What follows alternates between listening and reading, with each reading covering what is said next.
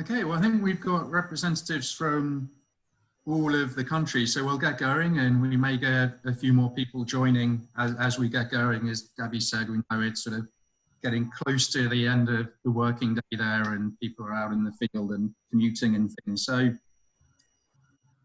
let's get going. So firstly, welcome everyone, and thank you for joining this session of the Global Food Banking Network's virtual FBLI. For anybody who hasn't seen me before, I'm Anthony Kitchen, Director of Programs at GFN. And as Gabby just mentioned, today we're going to focus on and go into quite a lot of detail on how food banks in Africa can work with the food industry to establish an ongoing supply of product donations. After all, if you're not receiving food, you're not going to be able to feed people. So this is one of the two most critical functions of a food bank, is getting food in the door. For those of you who were with us in Cape Town last year, you've heard some of this before. This is a slightly different presentation, but some of the messaging will certainly ring a bell. But that was last August, and it was new to most of you and was more based in theory. But now, fast forward a year, and all of you have had first-hand experience in approaching companies and asking for product donations. So I think this time we'll have a slightly different perspective and different questions to ask based on your personal real-world experience of performing this function. So today's session will be in two parts. In a few moments, I'll hand over to Karen Hanna. Karen is GFN's Director of Food Sourcing and Strategic Partnerships. Prior to joining GFN last year, Karen was responsible for building relationships with product owners at Feeding America. So Karen has a lot of real-world experience of doing exactly what you are doing, and she'll be sharing that experience with you in just a minute. Following Karen's workshop, we are delighted to say that you will be hearing from Lunga Schoeman. Lunga is the Corporate Social Investment Manager for the ShopRite group of companies. Many of you are very familiar with ShopRite as they operate stores in your home countries. And you may remember they are also a major partner to Food Forward South Africa. Lunga will give you the donor perspective and what you should and indeed should not do when approaching potential donor companies. We are very excited and very happy that Lunga has agreed to join us today. And he will give a brief presentation and then have time to answer your questions. So without any further ado, I'll hand over to Karen to start the workshop. Karen, all yours. Yes, good morning. Thank you all for joining. I'm thrilled to be able to talk with you today. Did the screen share work?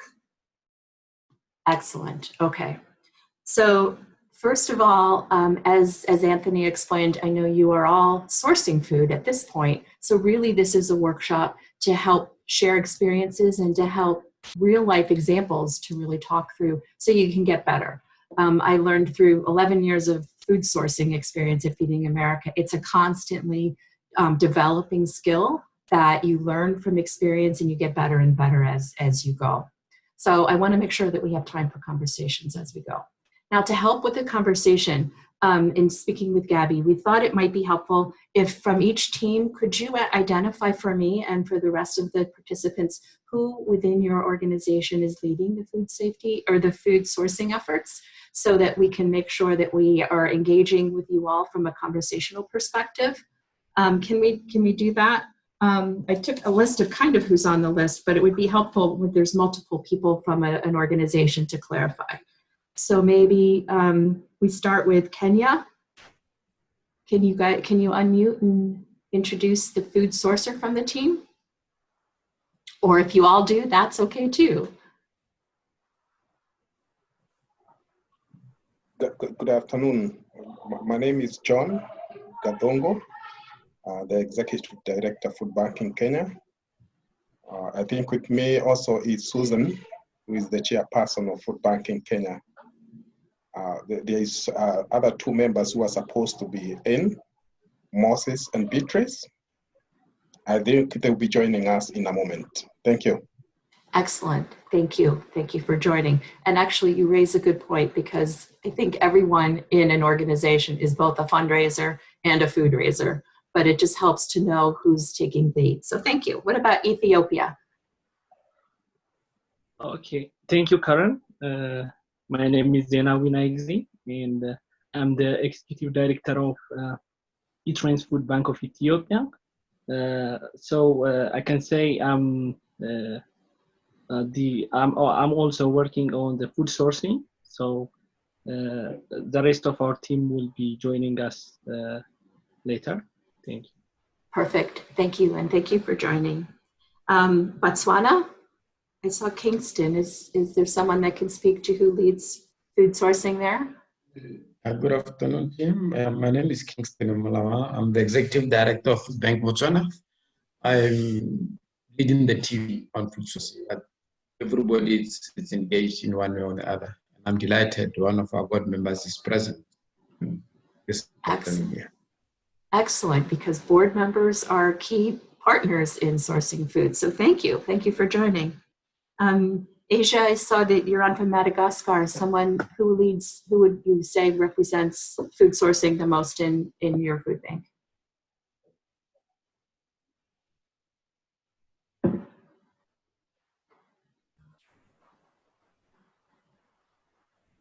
Yeja, are you able to hear?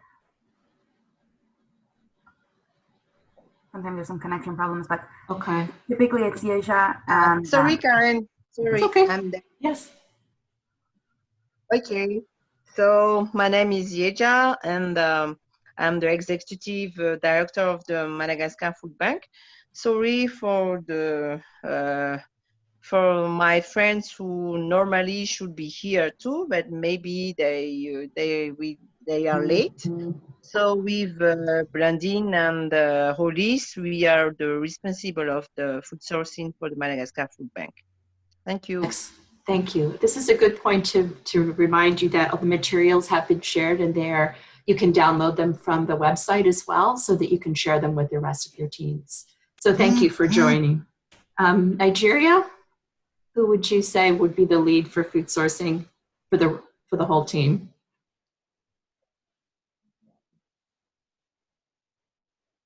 I think I saw Precious on, yes? This is good practice for people unmuting, because we're going to take questions as we go through.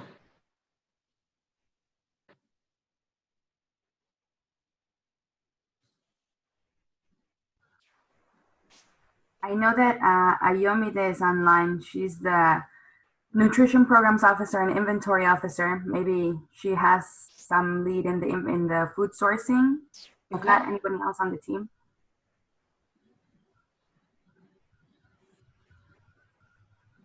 Hello, good afternoon.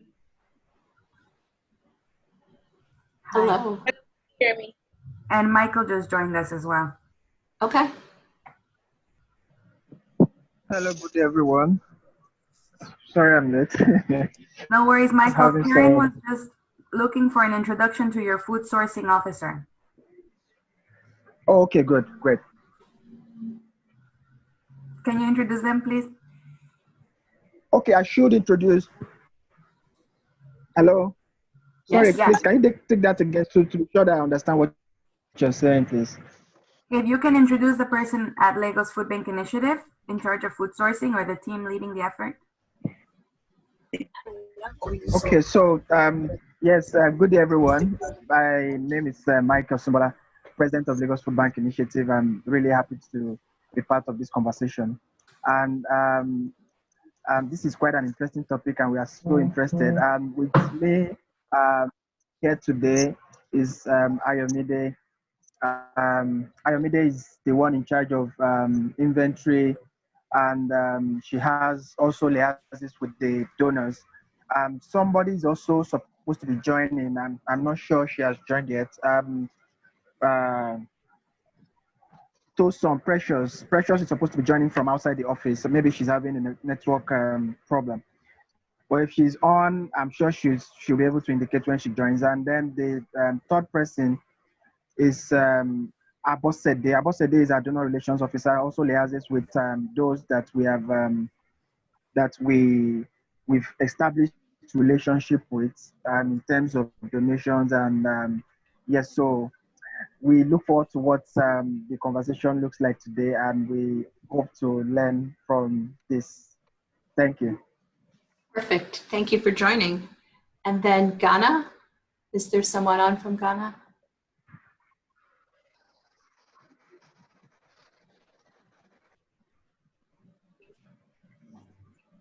Gabby, can you? Everyone. Hello. Yeah, my name is Eric Faith. So I'm in charge of the food sourcing here in Food for Africa. I have part of my colleagues will be joining in very soon. Thank you. Excellent. Yes, thank you for joining, Eric. It's nice to meet you. Excellent. This is great conversation, and I do appreciate everyone joining and look forward to hopefully having conversation as we go. So the quick agenda, I hope that this will be very conversational, but we're going to talk about some basics. Where is the food and how do we get it? Then we're going to talk through some tips for success, and then look at some specific examples in terms of how to approach donors and how to service to ensure ongoing continuity and ongoing donations. First of all, I want to set the expectation that clearly we, as food sourcers, you're looking for food all across the supply chain, right? All the way from farm, all the way to consumer-facing businesses. And there's different opportunities within each community, but we're going to focus today on the center of the supply chain, really looking at processors, manufacturers, and distributors and retailers. We had a session a couple of weeks ago that really focused on the work that you all are doing with smallholder farmers and with commercial farmers and opportunities at the beginning of the supply chain. In addition, we will talk about doing an additional session at a later point on food service, which is more prepared food rescue. In the meantime, there's also a really good e-learning course on the GFN platform. If you guys have questions and you'd like to be able to answer, get some answers and some ideas around that important sector, we recognize it's still important, but today we really wanted to focus on more the consumer packaged goods center of the supply chain, especially since we're really grateful to have Lunga join us from ShopRite, because he's going to add to the discussion that we have around what the positives and the challenges are from the donor perspective. So as we think about the center of the supply chain, I want to stop for a second and really celebrate the work that you all are doing. This is amazing. This is the total that just since January, the 6 organizations that are represented have sourced and distributed more than 715,000 kilos, which is huge. I do want to put a disclaimer and say that some of the data is not complete, but it does represent the great work that you all are doing. Look at the change between January, February, and March, where some of you were just getting started. And now the amazing work that is being put in and the reflection is the meals you're able to serve your neighbors. So stop for a minute. Food bankers do not get a chance to get thanked enough, and you don't have a moment to stop and appreciate the work you're doing. But stop now, thank your colleague, and appreciate the work that you're doing. Appreciate your own work, because this is amazing. Another thing I really wanted to highlight is that look at the percentage of food that's coming as donated. It's easy to buy food, but it's hard to get food donated, particularly on a sustainable basis. And we know that in order to be able to make the largest impact in your communities, you need to be able to rescue unsaleable food, get food donated so that you can really make the most of the funding that you have. Purchasing should be a piece of what you do, but should only be to fill in the gaps where you are unable to get product donated. So thank you for what you're doing for Africans in need. This is an amazing success story, and you guys should be encouraged and energized as you go forward. So when we think about the supply chain, the goal really is to be able to source across the supply chain. There's a lot of benefits. You want to be able to access all food that's unsellable, right, to avoid it going to waste and to make the most of it to feed your communities. The advantages you get variety of food, you get more nutritious food, and you're able to provide more food in general if you're accessing across the supply chain. I didn't see if anyone from Food Forward South Africa was on, but Andy and his team are obviously doing a huge work. They have many years ahead of you all in terms of working with their communities. But I think this is a good representation of how they have donors across all of the segments. They have a good percentage of volume across all of the segments. And then interestingly, they're purchasing just a tiny bit. So happy to have a larger discussion and also recognize that this reflects what's available in the South African community. Your communities are going to be very different. I understand that, but it's something to think about when you decide how you're going to source food, is to first look at your community, see where there's opportunities, and really prioritize how you as a food sourcer spend your time. If you don't have any relationships with the ag community and you don't have a lot of vegetables and fruits coming in, that's where you might want to spend a chunk of time. Focus on it, create a plan, and really work to be able to develop relationships in that sector. Same with manufacturers. If you have a lack of food coming in that sector, you want to create a plan and work that plan. You do want to be very strategic in terms of what you need, what's available, and how you go get it. Does that make sense? So the little note at the bottom is look at your market, look at your community, set goals, create a plan, leverage your connections, which we'll come back to, and then track your progress so that you can measure your impact and celebrate what you're doing.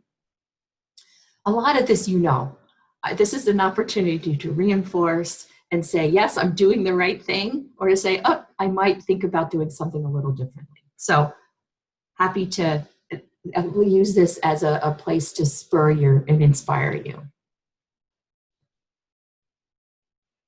Here's where we want to spend a little bit of time, because this is what the challenges that we face. And I consider myself a food sourcer too, right? I've been doing this for years. We work on a global level. I've worked with food banks in the US.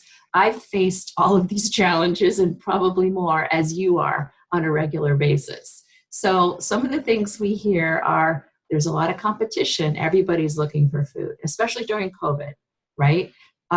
Companies have had problems with charities in the past. They've had maybe a bad experience with a specific food bank, with food entering the gray market or the black market or being sold somewhere, partners not showing up.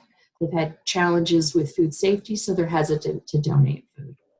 Companies will say, I don't have any waste. I sell everything. They don't know us. They don't trust us. And they'll say, yes, of course we'll donate while you're there. And then you never hear from them. So those are some of the things that are real obstacles to really getting partners to engage. Are there other things that you're hearing? This is a place I'd love to hear your thoughts. Some of these had come back from conversations with your food banks in the past, but what else are you hearing? Maybe John and Susan, is there something, or sorry, who just unmuted? Go ahead.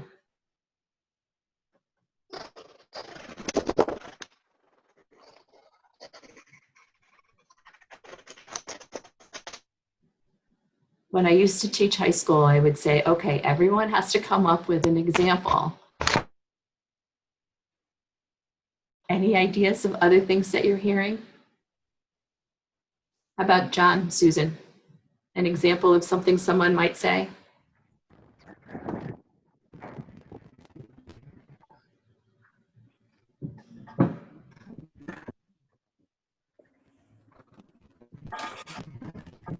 Eric? Okay. Oh, sorry, go ahead. I didn't get that. Yeah. Okay, Michael, you can go ahead. Yeah, let me say one thing I've also heard from one of the people, some of the people I've spoken with so far, is that they are like, okay, fine, we have the product to give to you, but what will you give us in exchange? As in, we recover from any shopping center, and I go to a farmer will say, fine, let's do better trade. Because of that, they also request some of your product, and then they give you theirs. Yeah, that is one thing I've come across so far. That's interesting. Good. Thank you for sharing. Okay. Yeah, the other thing that they normally say out there is that they are eager to protect their brand. They don't know how best you are going to represent their brand. They don't want anything negative or claims from the users to say we consumed something from ShopRite, and then they start dragging the honest in the mud. That's one of the things that they normally say. Yeah. Let me just play that back because it was a little fuzzy, that they're protecting their brand and they're afraid if they consume something from ShopRite and get sick, or are they thinking that it just is not a good reflection on the brand? Yeah, that say ShopRite would say, I am not comfortable with giving stuff because you are going to give it to people there and something goes wrong, they come back to say food from ShopRite made us sick or something. Got it. Okay, that's a good one. Thank you. Any others? Okay, I think Yes. the challenge that we have been facing, especially mostly, is on food safety. Most of the organization want an assurance that we are going to handle their food very well, so that when it gets to beneficiary, it is fit for human consumption. They also want to find out if there is something like a legislation protecting them, especially in terms of food safety. Especially like we have supermarkets who have been, they've been throwing a lot of food just because they want to find out what is that protects them, so that when they give out food that is just about to expire, they're sure that they are covered. Okay, thank you for that one, Susan. Anything else? Yes, there's this other issue whereby you visit an outlet, you are creating partnership, and the management says that everything in the supermarket, the suppliers are the one who cater for any damage, so they have no damages. They cater for those that are about to go out of the shelf life, they cater for that. So they have nothing to give. I think we have had some experience on that they do not have anything to throw away because everything is catered for by the suppliers. I don't know how to go about that. That's a good one. Because there's some truth and some perception in that. Okay, good. All right. Yeah, that comes out a lot this side, because especially from the supermarkets and the retail stores, they will tell you the stock belongs to the say Tiger Brands. Right. If it's damaged or it has expired or it's nearing best before date, we send it back to the big district. And then with us, the problem is most of this where head offices and big offices are in South Africa. So most of the things that would ordinarily benefit from are sent back to South Africa. And then having access to them, that side, is normally a challenge. Excellent. That's one that we've faced a lot in the US as well. So that's good. I'm glad you brought that one up. Okay. All right. So go ahead. For us,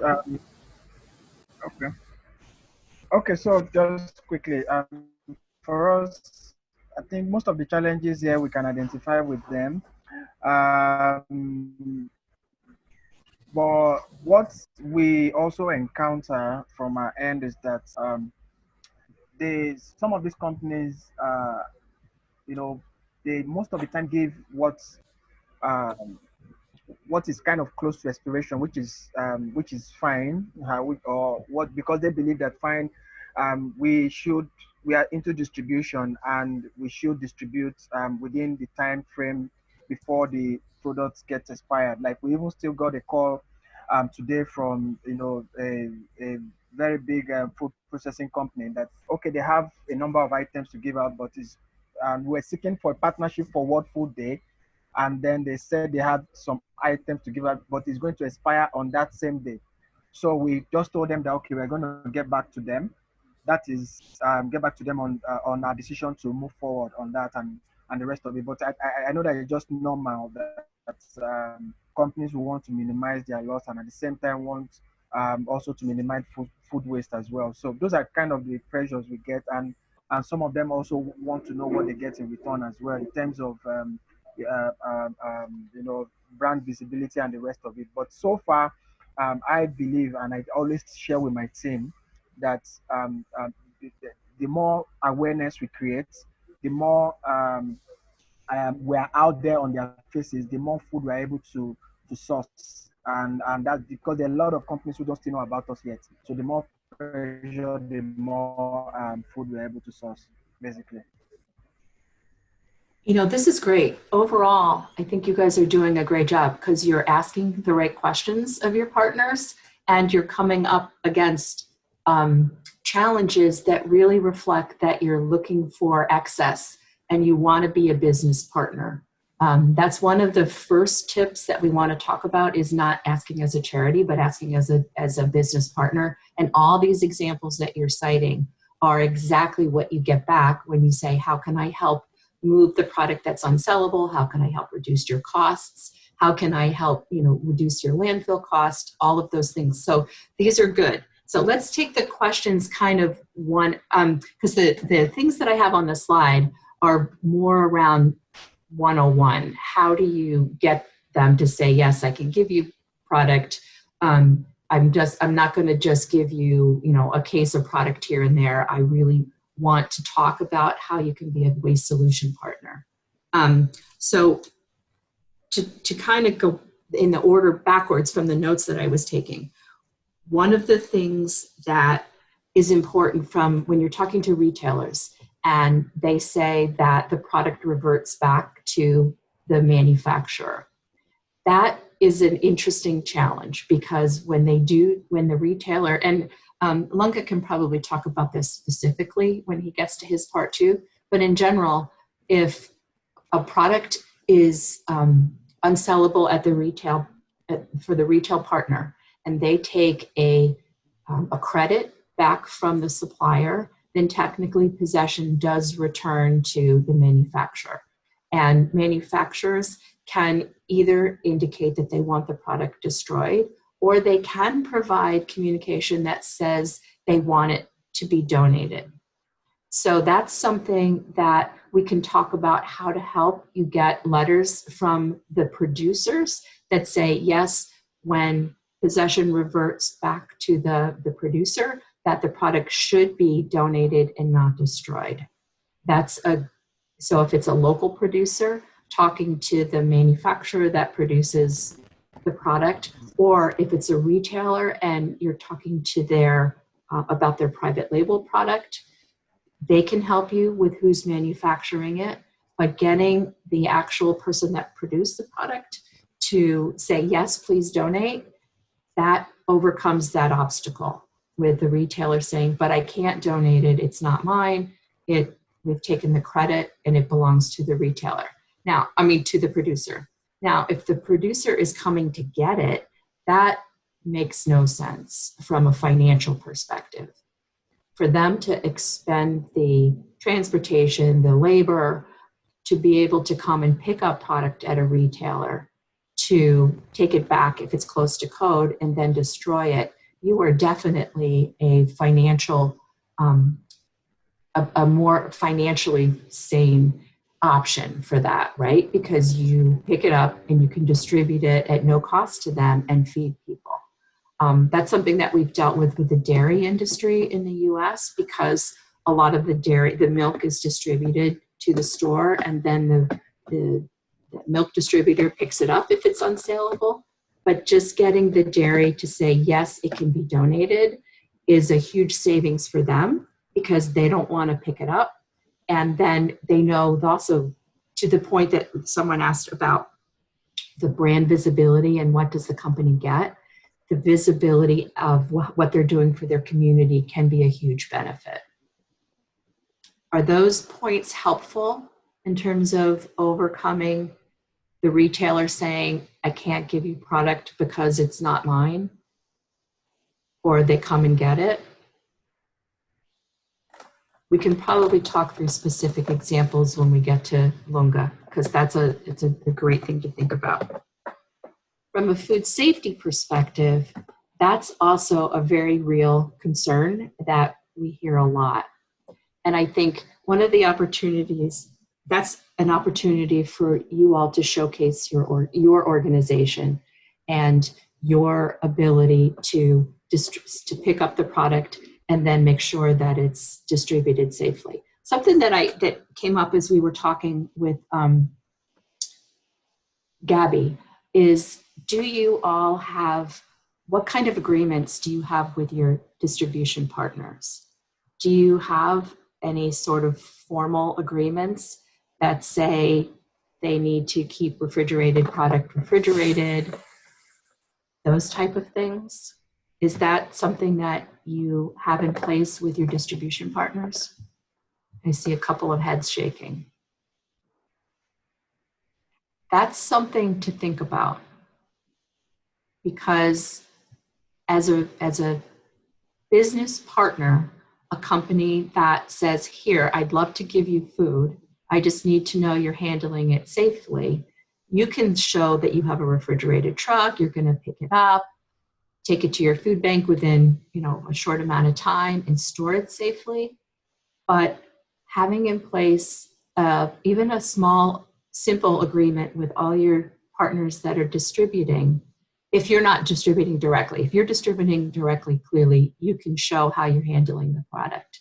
But if there's a way to put something in place to ensure that safe food handling through the system, that can be really helpful.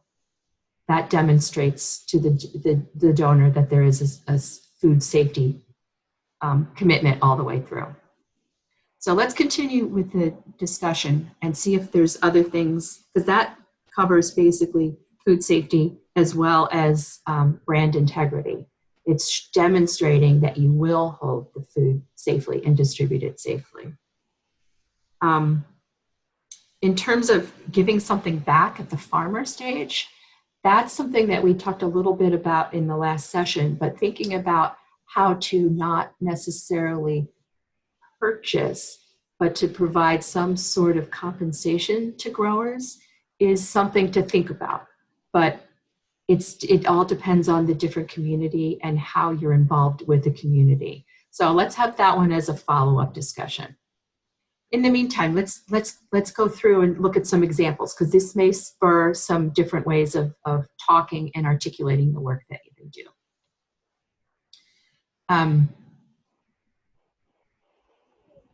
Your story and your selling points to your donors really differs on who you're talking to, right? If you're talking to an operational manager, you really want to talk about reducing disposal costs, transportation costs, really helping them with their financials, right? Their bottom line. If you're talking to a CSR person or an HR person, or someone that really on the sustainability side, you want to talk about community impact and environmental impact. It sounds like you're doing these well and that you're focused more on the operational side. That's great. But you really want to have both sides of the partnership to deepen the engagement, because you want food, funds, volunteers, you want community engagement from every partner that you're working with.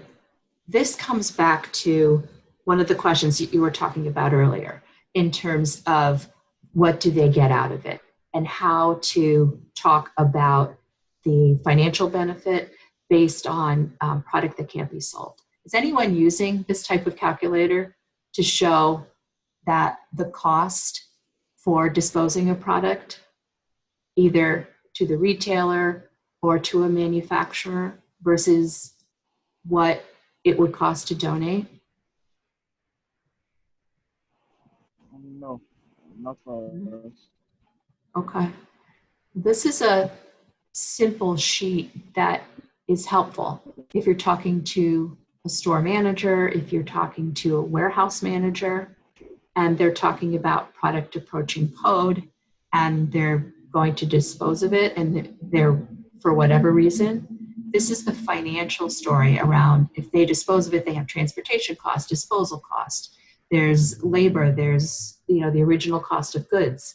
All of those add up to significantly more than if they were just to pull it aside and donate it. And they have the benefit of being able to feed people. It's really a two-sided story to being able to avoid the financial cost of moving product that can't be sold, as well as being able to help their community. It does give them a positive message. In fact, I have an example here from this is not a direct competitor, so I know that you're going to sort of you're going to reinforce this story, but someone that we work with stores in Asia, North America, and Australia is Costco. And you see that as they look at the benefits of donating, they talk about, in order of priority, they talk about keeping food out of landfill. They look at cost of the savings in terms of donating. And then they talk about, and they're able to help feed communities. So those are the three pieces that need to be a part of all of your selling stories in terms of engaging. Talk about the ongoing benefits for the company, for the landfill, which is also a positive CSR story, and then clearly being able to serve the community. One of the things that I have said to every donor that I've spoken with is that at some point their employees are probably part of the community that we're all serving, whether it's restaurant workers, manufacturing employees, grocery store workers, that this is a way to support their own employees who might be facing a need to have additional food in their support their families. So being able to tap into that personal benefit to their own staff is also important. So specifics, and it sounds like you guys are already doing this. Nobody's shy. One of the biggest failures I found when I was managing a team was that they would have this great meeting with the donor and then walk away without asking for what they wanted. It's important to say, look, I want to walk your store. I want to see which departments are throwing things out. I want to look at your production line. I want to look at your inventory. I want to help you take product that you can't sell. What can you give me? Let them be a part of saving money for their company as well as making a difference for their community. It's interesting to hear, like, there's an example of many examples of manufacturers who are producing food, and they make it public, they make it known to their employees that anything that's out of spec or excess or ingredients that are being produced, the employees take pride in knowing that that excess product that their company is providing feeds their neighbors, and they work harder and they actually help. That becomes more of a point of pride for them working for the company. Now, to the point about increasing confidence in your food safety handling, how many of you invite your prospective donors to come see your food bank? Is this something that you do? Nod, shake.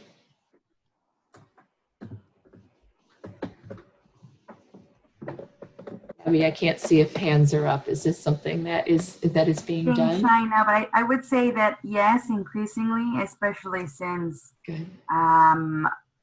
this year most of the food banks moved into larger warehouses, right, acquired vehicles for larger scale transportation. So they definitely bring in their partners, whether they're NGOs or food product partners into the field with them. Perfect, because that's what's going to alleviate fear of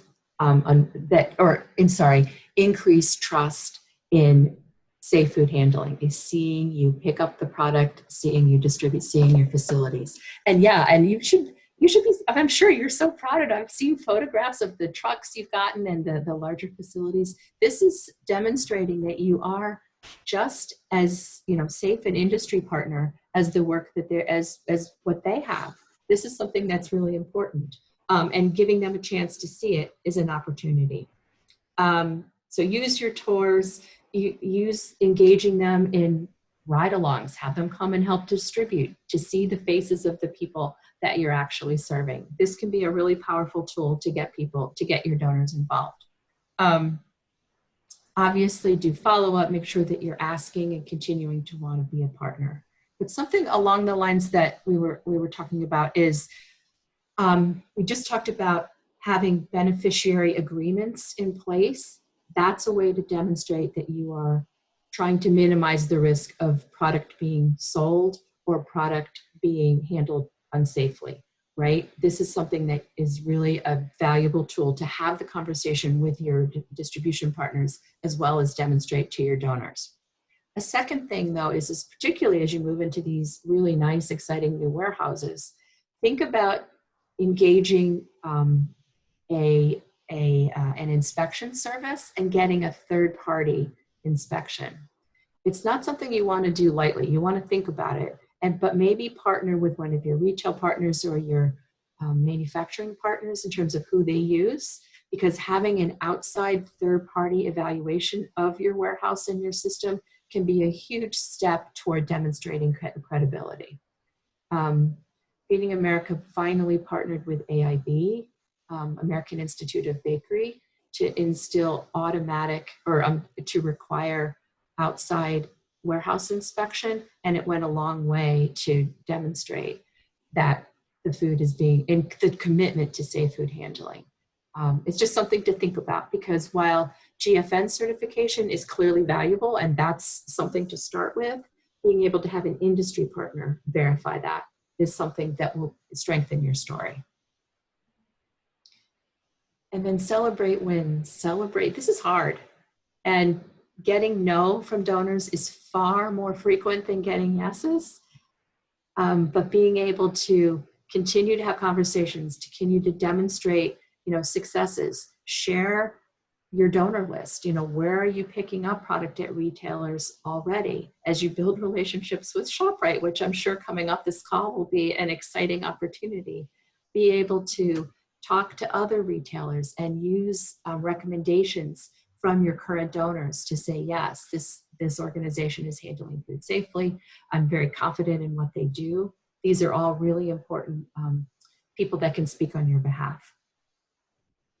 I pulled a couple of examples from the materials. Sorry, am I going too fast here? That you guys are doing a great job. This example from Ethiopia, nice job, around materials that say directly to a partner. We collect excess food all across the supply chain. We distribute it to needy people. Is a simple way of saying, I want to be a business partner for you. I'm not just here looking for a one-off charity, as a one-off charity. Because as a one-off charity, you're competing with everybody out there. As a food bank who's being a business solution in terms of reducing food waste and reducing their costs, you're a unique partner. There's nobody else out there that can help them both feed their community and reduce their costs. Be proud of that and really leverage that. So nice job with this one. And then the same with the Food All Africa program. Here talking about Lifeline to Hungry, a central community asset. These are great selling points, right? From a donor that wants to be a part of helping their community, as well as talking about reinforcing edible, nutritious, and unsaleable food. That's talking to their cost. It's also talking to nutrition. Those are really great selling points to be proactive about, to say, look, this is what we do. And then the list on the second page of this is ways that you can engage with us is a great example of saying we can be a partner for you in your community. Companies want to be seen as an important community partner, as well as focused on the bottom line. And again, Lunga's going to talk to this too. I would suggest in the first line that maybe we don't say donation, that we say excess food, because then it keeps reinforcing that we're here as a partner. I pulled a couple more examples that are in the handout and you can look at a later point, but these are just food for thought as you look at, foodcycle in their logo really says zero food waste, zero hunger. They hit both of those right out of the gate. And when they talk to P&G, their last point is they're asking for connections. They're asking for ways to engage with other companies that P&G may know. That's another way to get to yes when you're talking to donors. If initially you're talking to someone and they say, well, maybe they don't have anything today, well, who else could I talk to? If you're talking to a retailer, who are the farmers that you work with? Who are your distributors? Who are your customers? Is there someone else that we can talk to that we could be a business partner with? Use each conversation to get to an additional opportunity for you to follow up on. It's really about networking. This is a great example from the French Federation of Food Banks, where they talk about fighting food waste, and they actually show on their key figures, they show how many tons were saved from destruction, demonstrating that business impact. Feeding Hong Kong is great because they have their local stats around food waste. That's something that really can get particularly manufacturers, a little bit less retailers, but for particularly manufacturers to show we're focused on food waste as well as poverty. And then another example from Feeding Hong Kong is they show the mission of rescuing food, feeding people. But this graphic on the second page is very clear with what we do, how we do it, and what our ultimate impact is. All of these materials are available, and we've actually got additional ones if you're looking for new ways to be able to say what you do and visually communicate quickly. From Feeding America, I just pulled this because it talks about not only what they do, but there's a goal, right, to feed more people. And then on the right side is all the different products that can really be a thought starter when people are looking to reduce costs, if you're talking to them as a business partner. These are all kinds of things. It's not just product that's close to code. It's all kinds of additional ways that you can help them avoid landfill and help reduce their cost.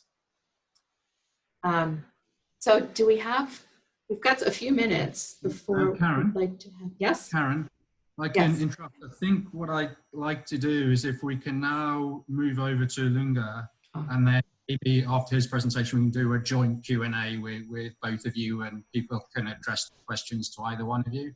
That's a really good point. Thank you. So I think if we do it that way, and hold the discussion. Cool.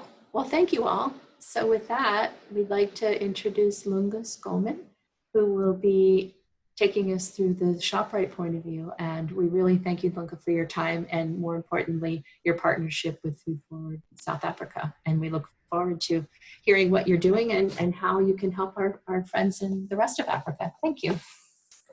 Great.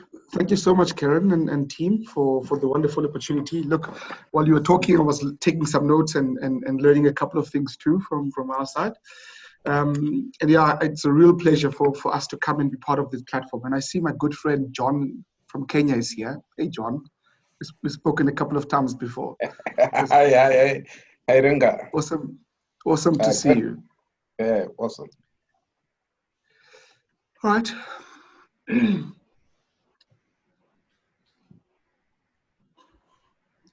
So as I said again, thank you on behalf of the ShopRite Group for the opportunity to be part of this dialogue, and it's even greater to hear the work that you guys have been doing with the Global Food Banking Network and some of the progress that has been made by the food bank. So in today's discussion, I really want to emphasize on the point that Karen made, that you guys or food banks in our world are business partners. They're not charities, they are non-profits for sure, but we really take them very seriously in our business. And I'll talk to some of the achievements that we have as a business over the last fiscal, and also talk to partnerships, more specifically how do we see partnerships, and what works when it comes to partners for us, and where does the future leave partnerships in our view? So, and I welcome questions at the end of the presentation. So as I said, I'll talk to the ShopRite Group briefly in terms of who we are and our values. I'll talk to our partnership with Food Forward, and some of the lessons that maybe you guys could pick up from that partnership. And then I'll talk to what defines good partnerships on our behalf, what endangers them, and what is the future of partnerships in our view. So as many of you probably will know, we are the largest retailer in Africa. We operate in 13 countries. In the African continent. We started out as a South African business, and over time we've grown in the African continent, servicing various markets and various segments as well, ranging from your ticketing space. We are in financial services, and of course our core business is in food retail. We have an aim or a purpose or value or goal to be the most accessible, the most affordable and innovative retailer. And to get us there, we've put together or committed ourselves to 3 values. The one value is that we'll put our customers first at all times. So customer is king and queen in our business.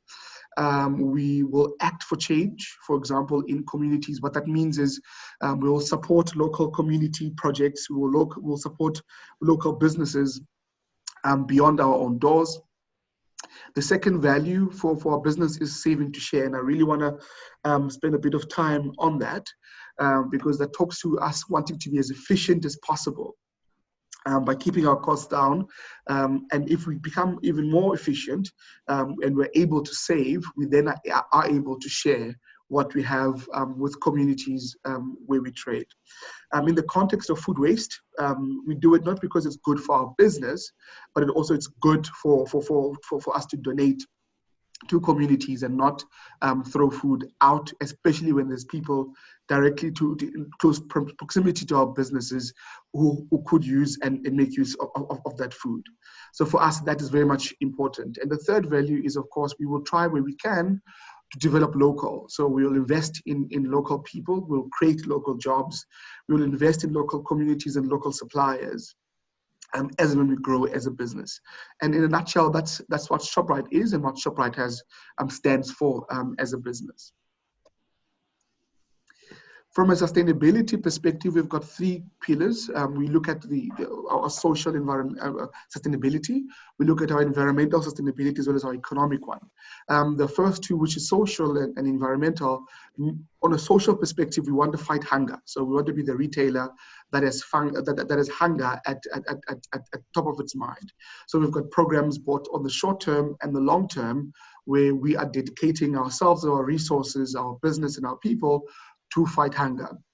So surplus food would then fit in the hunger relief perspective from a social sustainability point of view.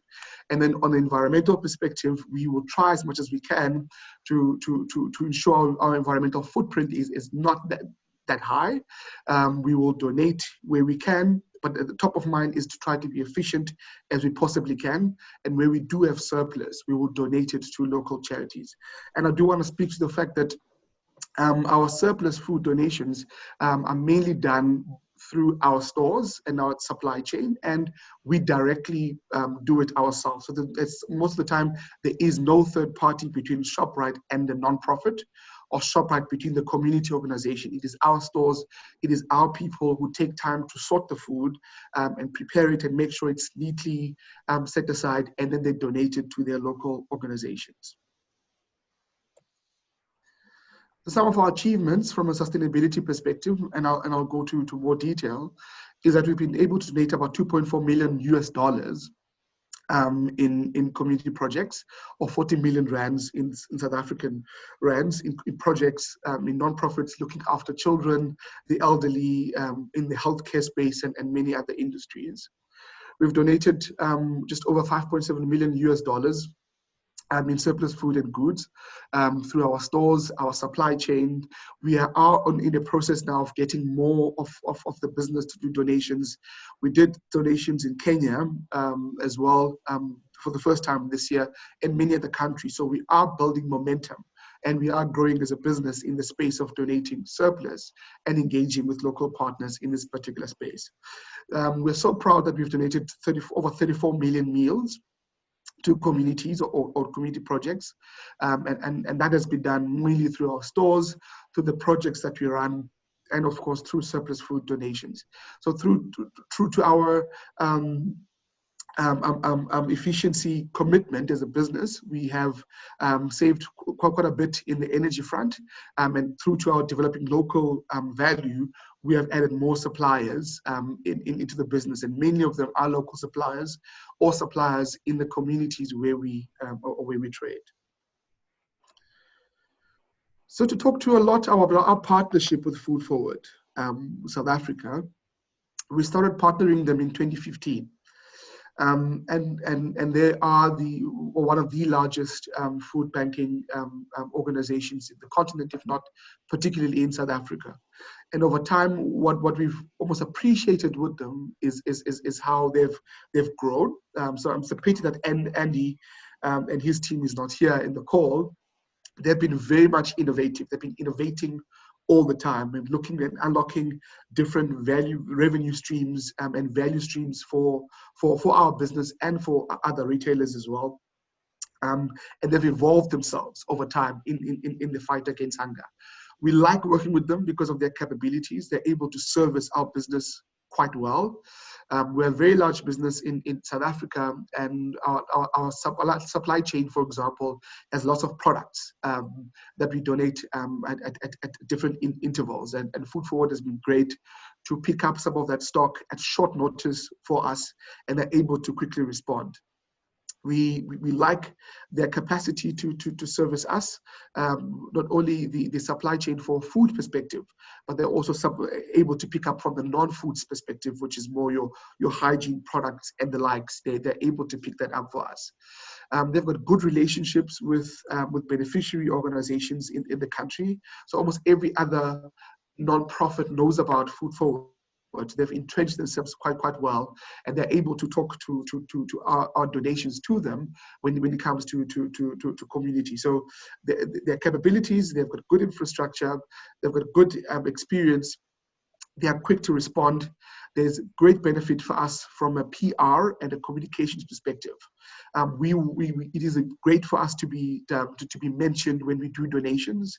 It is great for us to have partners who talk about the work that we do or our investment in community projects to the end beneficiary. Most of the time, the end beneficiary does not know about us. They only know about the food banking partner. And so that's a bridge that we've been able to cross with Food Forward, and something that we always work with when it comes to partners. And then the last piece that I want to talk to is the Section 18A tax benefit in the South African context. And that means, and that is a certificate that gets issued to us as a donor when we make a donation to a non-profit. And we are able to then use that certificate towards getting a tax relief when we have to submit our taxes. When we have to talk to a business of the size and have to talk to the importance of the value of donating, those things are very important. And therefore, I do want to encourage the food banking organizations on this call for us to have a robust discussion about how can we get more of this to happen in the countries where we trade, or other retailers trade as well, so that we can add value to the conversation about the importance of donating food through food banks. Our partnership has evolved with Food Forward, and this is the approach that we take all the time with our partners in terms of what are we doing together and what more can we do. We invested in the initial virtual food banking platform that they have, and from the reports that we're hearing is that virtual food banking platform is doing great wonders in the South African context, is doing wonders in ensuring that people have access to food in the most rural parts of the country. And so, we're very proud to be part of the initial investors in that particular platform. We donated, particularly last year, for example, just over 2.2 million rands of food to Food Forward through our supply chain, as I said, and we also were able to get suppliers to donate to us to be able to donate to them, especially in the context of COVID-19. So we've been able to bring them through, to connect them essentially to our suppliers as well. We've also used, for example, a facility in store to raise funds for Food Forward, and we call that the Act for Change Fund. And I encourage you to have a look at our report, which has been attached to this call or to this session, where customers can donate through to Food Forward via our stores. And that is our way of opening up our business and our facilities towards the cause of fighting hunger, and also to raise awareness of Food Forward as a partner. We also had an opportunity to do a workshop around fundraising and marketing, looking at and working with beneficiaries of Food Forward on how they could position themselves better to funders and to donors, and that happened in 2016. And those organizations are doing quite well. And lastly, as I said, we continue to evolve with them as we have a look at what their capabilities are and what our capabilities are, and how do we leverage those towards greater good. And this again is an approach that we take with all of our partners in all of our programs, and where we explore what else can we do together in the fight against hunger. ShopRite as a group has a number of partners throughout our programs. We have partners working with us in disaster relief. We've got partners, for example, the Appliance Bank in South Africa collects particularly just appliances. So broken appliances which cannot be sent back to the shelves in store. They're able to pick that up. They fix them, and then they encourage people who are part of the organization to go out and sell and make an income out of them. So we're always looking for opportunities throughout our value chain to work with partners towards social good. And then I want to talk to, and I'm about to wrap up, what then defines a good partnership for us as ShopRite. It is important that as you work with us, you become registered in the country that you operate. We always encourage organizations that work with us to have the necessary documentation to be registered, to operate in the space that they're in. But also before that, we always look for organizations who share the same values as us. The commitment or the goal is to fight hunger, and therefore we want to always see that when it comes to your approach with us. The commitment isn't necessarily for example, to raise funds for your operation cost at times. It might not be, but definitely we are going to align with you when it comes to fighting hunger and accessing communities that we cannot access, going to rural areas. We'll go with you to there. And therefore, it's very important for us to align when it comes to values and the overall goal of why we are partnering together in the first place. Credibility and integrity is very important to us. So you have to be a credible organization. We have to trust the information and the detail and what you share with us. And I want to raise this point in the sense that, in our business, I have to give direction in terms of our programs and where we're going. And where I take my information comes from our partners. It comes from the NPOs that we work with. And therefore, it's important that for those we work with, they must be credible, and they must have good level of integrity and honesty, so that we are able to present a proper picture to the rest of the business of the issues at hand that we are trying to fight. It's important as well for organizations to have the appropriate infrastructure. One can definitely ask for huge amounts of donations, but the fundamental question is, will you have the infrastructure to be able to pick them up? Do you have the storage facilities? Do you have the warehouses to pick up the huge level of stock? I'm not saying that we can't work towards getting there, but it's important for someone to have and be honest about what capabilities and infrastructure they have first, so that we can work towards getting them to a point where they can service us to the level that Food Forward, for example, does in South Africa. I think someone raised the point around hygiene and food handling. We had a number of beneficiaries or customers who have shared with us pictures and visuals of food not being handled correctly by organizations. And that doesn't reflect quite well on the organization itself, but certainly does not reflect well on ourselves as a business. And therefore, it's important that the food hygiene or the food handling aspects are covered. And now in South Africa, we've started to do a process where we audit NPOs or we audit these organizations that collect from us. And we've got a third party audit companies that are helping us to do this work. So it's very important for us. We guard our reputation, we guard our business quite well. And most importantly, we try to also help you as well to improve and do better in your efforts to handle and look after communities.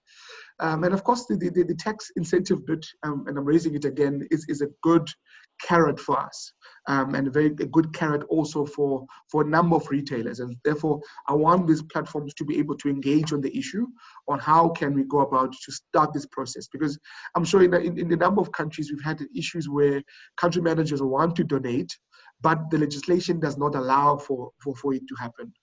Legislation does not allow for them to donate to people. And therefore, how do we cross that bridge?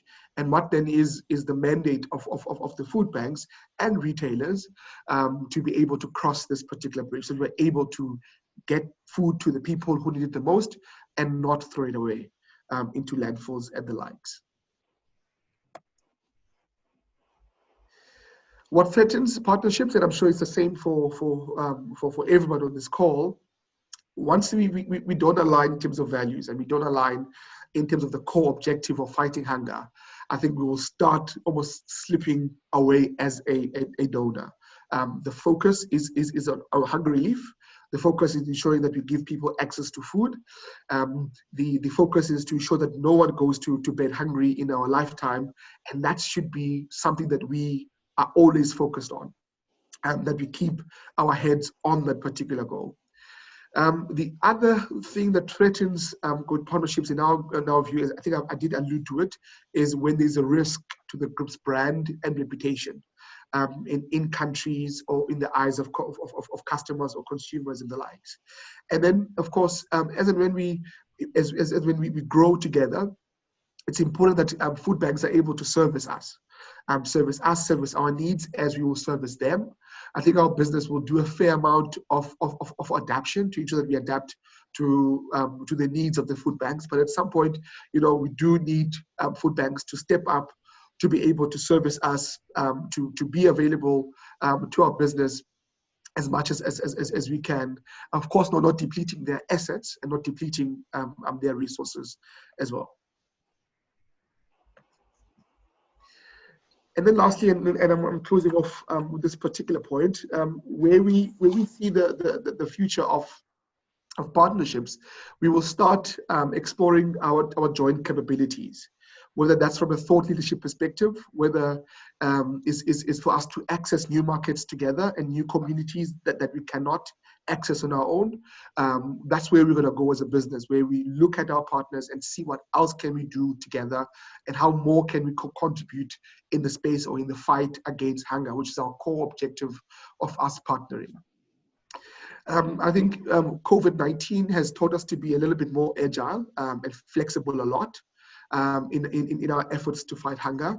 So that's something that we're going to look at. So where we do have red tapes in our business, we'll start looking at that and reflecting on that as well, so that we don't have anything stopping us in our efforts to fight hunger.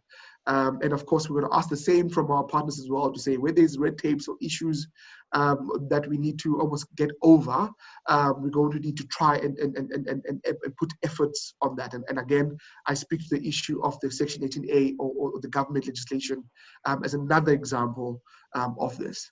We're going to ask more of our partners to collaborate amongst themselves. So where a food bank in Kenya, or there's two others as well, in some cases, we're going to ask you to collaborate together. And I know that in the non-profit sector, that is happening as well, but more and more corporates are wanting to see that level of collaboration and togetherness and common work between non-profits or organizations that we support. And of course, the last bit, which I'm sure you guys will agree with me, more transparency and more accountability. There's a fair amount of examples that I can talk to of organizations that started with us as startups or very small organizations, and we've been able to grow with them organically together, and now they're able to service us and many other corporates and other retailers as well. And that at the core of it is the ability to be transparent with us. Tell us where there's an issue. Tell us where we can help. We've got expertise, we've got people, we've got financial experts, we've got marketing experts who can contribute one way or the other to your organizations, and again, towards the core goal of going out there to ensure that we fight hunger in our lifetime. And that's it from my side. Thank you very much, and thank you for your time.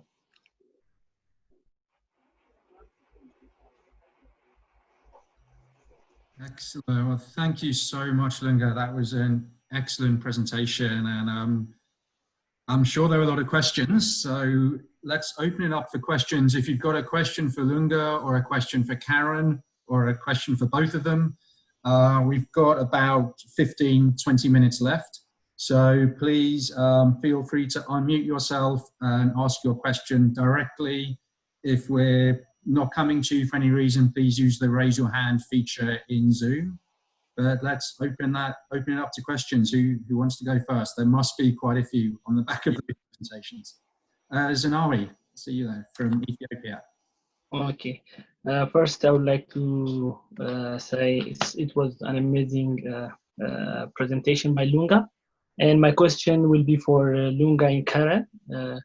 As a new food banking organization, since the concept of food banking in Ethiopia is not big, we are facing all the listed or the mentioned challenges. But I would like to ask, in our context, we are facing this challenge, and that is when we approach food processors or companies and explain how we are operating and what our impact will be, their answer is mainly that they are already helping these charity organizations. So that makes the possibility of partnership with them less. And is there any way that we could breach this challenge, or is there any possible technique to be included on their community work with their charity organization? So I would like to see if there are some suggestions from Lunga and Karen. Thank you, Tony.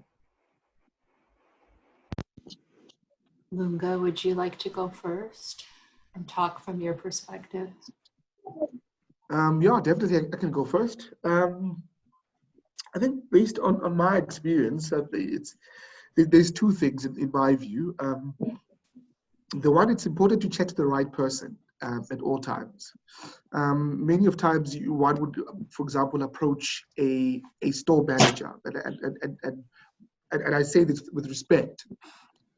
Of course, they might not necessarily have time to look at your proposal or look at your organization or dig deeper, because they've got operational, challenges at that time. They're busy at the store, they're working right there, or they've been on a shift and all of that. And therefore, the experience that sometimes comes out is not good.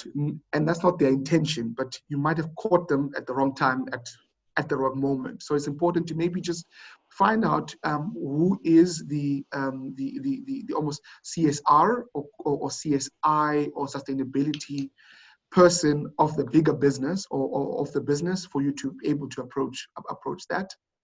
But also, and the second part that I want to almost raise is, when you do get a chance to then raise them, be sure to highlight what value are you going to be giving. What extra value beyond their current organization that they're servicing you will bring.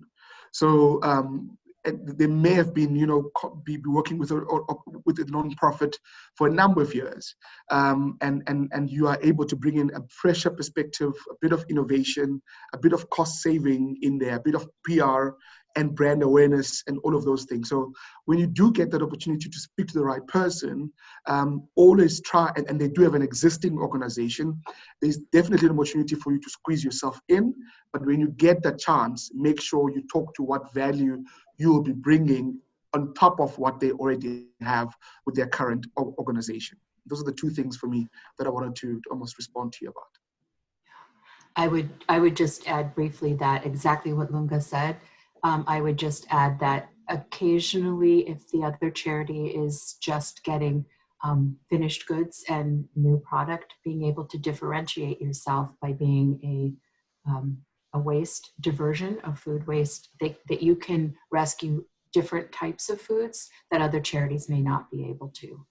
And to Lunga's point, with you can certainly coexist, and by offering to be a secondary source or a secondary partner to help them reduce costs is a way to wiggle your way in and then again demonstrate value. So good question. Thank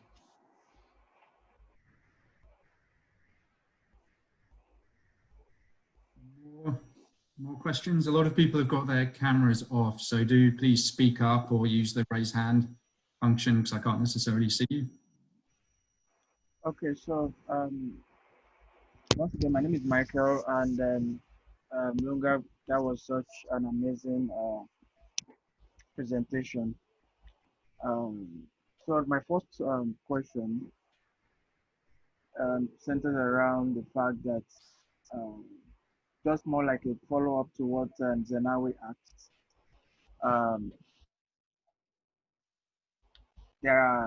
There's ShopRite in Nigeria, and I know they've been supporting some organizations, and we've also made attempts to also solicit their support, but we haven't gotten any positive response, even as at last year. So my question is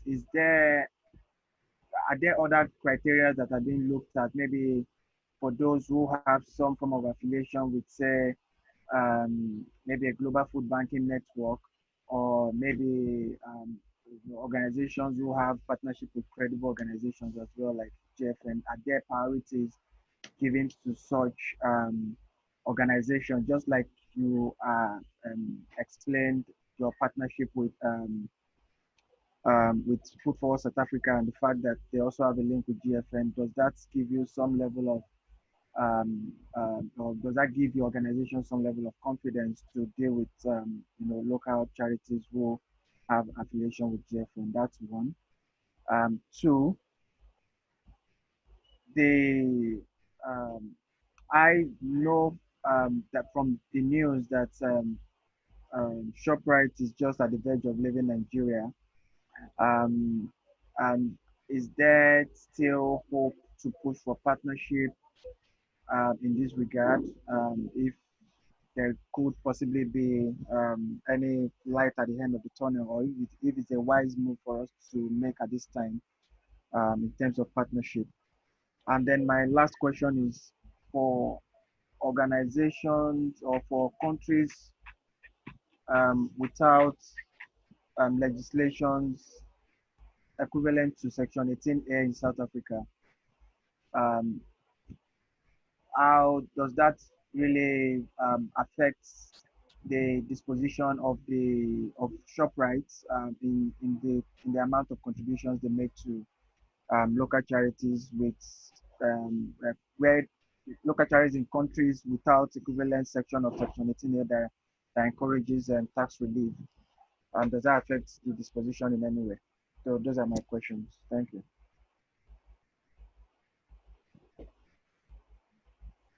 Cool. Can I respond? All right, those are great questions, Michael, from your side. And my sense, there's three questions, and I'll try and answer them. The first one you asked is there a criteria, or do we give preference to food banks that are associated with the global food banking and the likes? Did I hear that correctly? Yes. 100%. Okay, cool. So definitely there is no preference. I think I want to make that clear. So where there is organizations nearest to our store who can service our stores, who can and who can give us access to donate to communities, we will look at them regardless of who they're partnered with. But there is definitely a criteria though that we have for organizations to collect from us, and I can share that in this platform at a later stage, so you can look at what that criteria is for us. There's an agreement that gets signed between ShopRite and the organization. And in there as well is some do's and don'ts, what is not allowed and all of that, if you are going to collect from our stores. I think what this platform allows us to do, Michael, is we then have something to stand on as a leg when we have to approach countries or country managers to say, if you have surplus in your country and you want to donate, we already have an access to a network of people through the GFN that you can access. So that's the good part, I think, and the greater value of this platform. It allows for us to almost have a group of people that we can always pull in once we start having those conversations with the country managers. John can attest to this, so we were able to introduce him to the country managers in Kenya, and he was able to receive donations. So that for me is a core thing, or the core benefit beyond everything of being part of this partnership. Hope that answers number one at least. So there's no preference, but there's a criteria, and this platform allows for us to have access to a network of people to donate to. You spoke to the group exiting Nigeria. I'm sure all of you would have seen the media announcement around that. I'm not allowed to speak more on the details of the exit or what will happen. So I think both you and I, Michael, are going to see how the whole thing pans out. But at this stage, we can definitely give you access to, or through me, you can access the country managers in Nigeria to have a conversation with them about what you can do in the interim. And of course, that is definitely possible through myself and of course, Bianca from ShopRite, who's here today.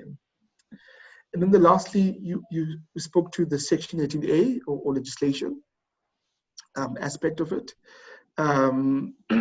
The Section 18A bit of the tax certificate is a nice to have. And I want to emphasize that it's a good thing.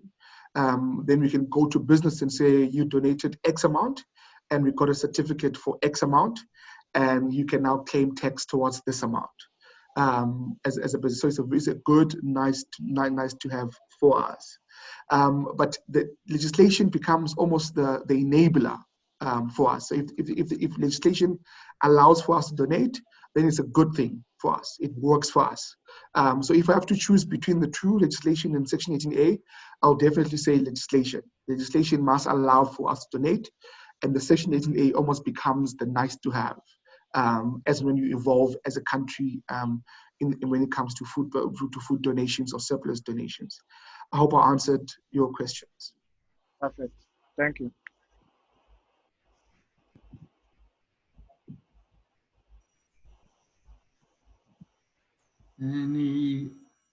Might be the last question from anyone?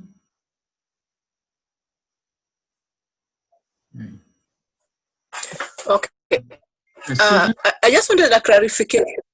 Yes.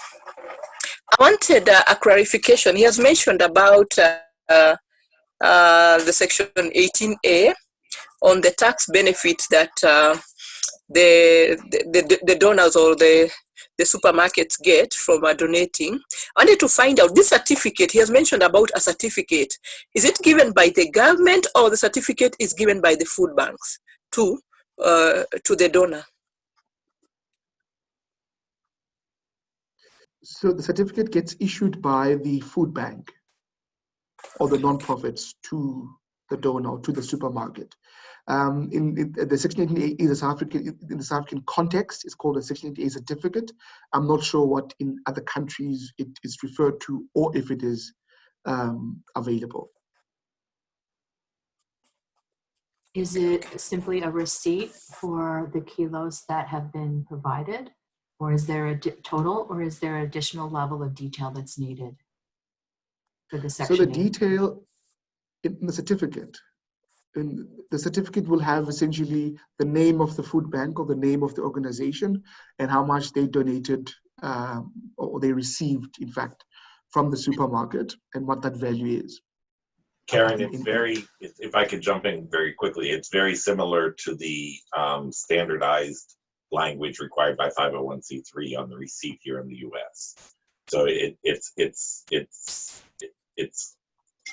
from the charity, but has to have specific language that identifies it as the appropriate kind of charity to allow for the deduction to happen.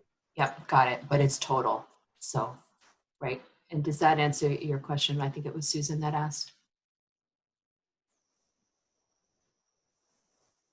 Yeah, and Susan, I think we've got an example from Food Forward. That out. If not, I'm sure we can get one and share with you what that looks like in the South African context.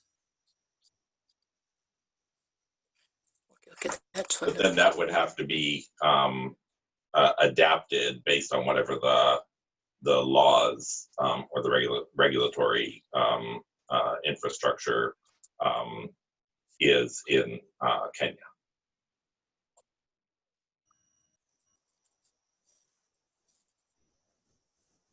Okay, we are at time, but because this is good, I'm going to allow one more question if there is one.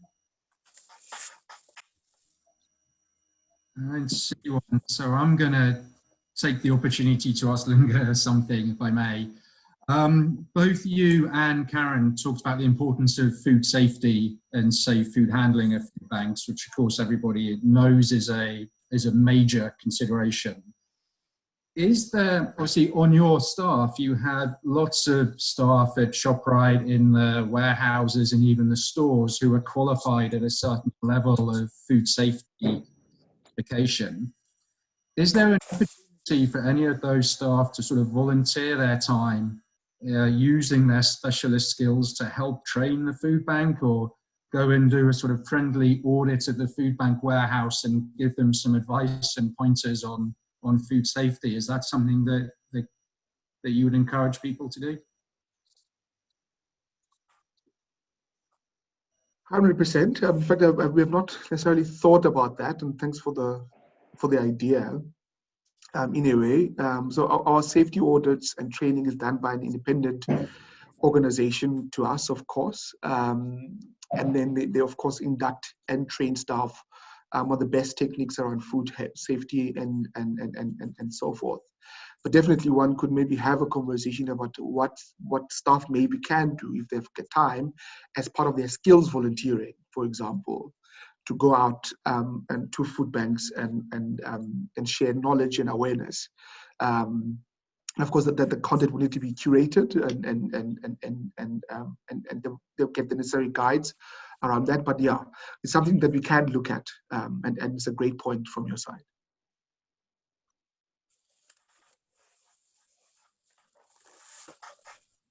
Okay. I think we are at time now. So Karen, any sort of wrap-up thoughts from you? No, I want to thank you again, Lunga, for your time and for bringing a real-life perspective and being really honest about what is important to partnership from your perspective, and really giving the food banks, honestly, things to think about in terms of how they go forward.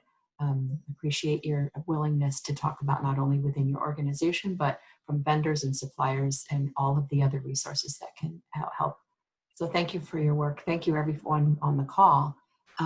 Again, there are resources that are available on the website. You have both presentations as well as the CSR report, sustainability from ShopRite.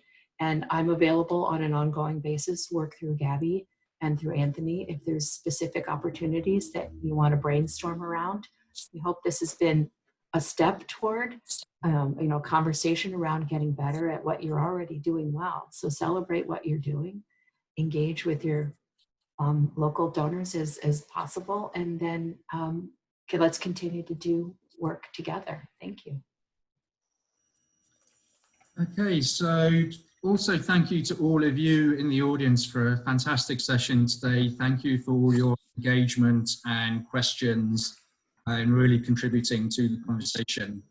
And of course, I'd like to echo what Karen said there in thanking Lunga and ShopRite for your participation and extremely valuable insight today.